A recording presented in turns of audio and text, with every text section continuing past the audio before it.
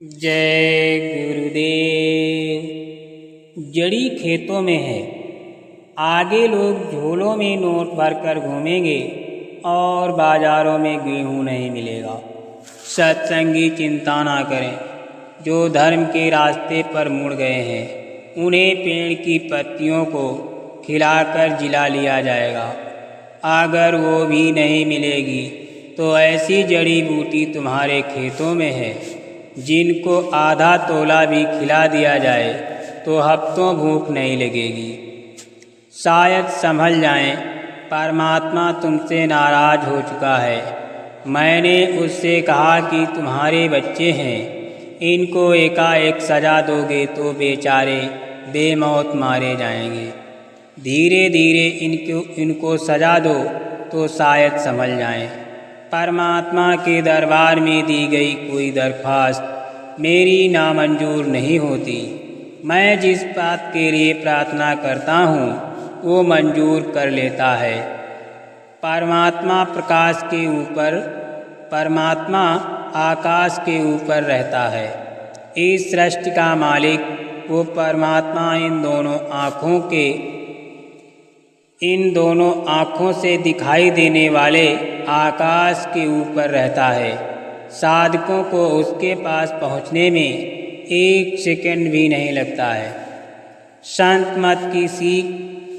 मत कभी नास्तिकता को स्वीकार नहीं करता। वो तो ये बताता है कि स्वर्ग भी है, वैकुंठ भी है, देवी देवता हैं, शक्ति भी है। संत मत सिखाता है कि किसी से लड़ो मत, किसी की बुराई मत करो। अगर तुम बुराई करने लगोगे तो साधना नहीं कर सकते, फिर वो तुमको ऊपर जाने नहीं देगा। अगर प्रशंसा करोगे तो प्रसन्न होकर निकल जाने देगा। भगवान का आदेश, भारत में वैचारिक क्रांति सारे विश्व में खड़ी होगी और सारा विश्व धर्म को मानने लगेगा। ऊपर से भगवान का आदेश हो रहा है कि तुम सब लोग को ये बात बता दो। बाबा जी ने आगे कहा कि जल्द ही विदेश के लोग शाकाहारी होने लगेंगे और भारत की तरह रोटी पकाकर खाएंगे। अभी तो वहाँ ये बात नहीं है, लेकिन भविष्य में हो जाएगी। बीमारियों का भारी विस्तार जो आज चारों तरफ हुआ है वो अंडा मांस शराब के कारण है, और परिणाम ये हुआ कि बीमारियों ने कोढ़ का रूप धारण कर लिया। ऐसी ऐसी बीमारियां हो गई जिन्हें डॉक्टर भी नहीं समझ पा रहे हैं। पता नहीं लोगों को क्या हो गया है कि इतना भी नहीं समझ पाते कि अंडा क्या है। पक्षियों का गंदा खून ही तो है। हमारे यहाँ औरतें माहवारी में 5 दिन अलग रहती थीं, परहेज और संयम से रहती थीं, 5 दिन तक स्नान नहीं करती थीं। अब माताओं ने बच्चियों को बताना छोड़ दिया। पहले घर की बूढ़ी औरतें माताएं अपनी बच्चियों को बताती रहती थीं कि उस अवस्था में नहाने से गंदा खून रुक जाएगा और ठंडे खून में मिल जाएगा, तो ऐसी ऐसी बीमारियां पैदा हो जाएंगी जो दवा देने से भी ठीक नहीं होंगी। समय की प्रतीक्षा, समय आने दो।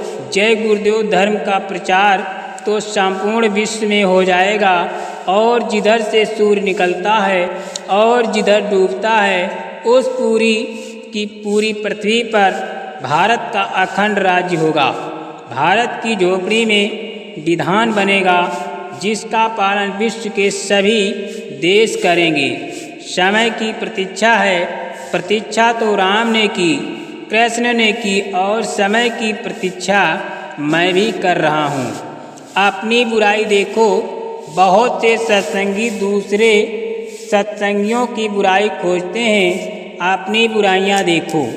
जब तुम में कोई बुराई न होगी तब दूसरों की दूर करना। जो अपनी बुराई को दूर करता है वो अच्छा आदमी है। शराब मांस हटाएं। हुकूमत करने वालों से हमारी अपील है कि धर्म का प्रचार व प्रोत्साहन ज़्यादा करें और शराब मांस इस देश से हटा दें। शराब और मांस के हट जाने से संसार में आधा पाप कर्म रुक जाएगा और लोगों में सद्भावना प्रकट हो जाएगी।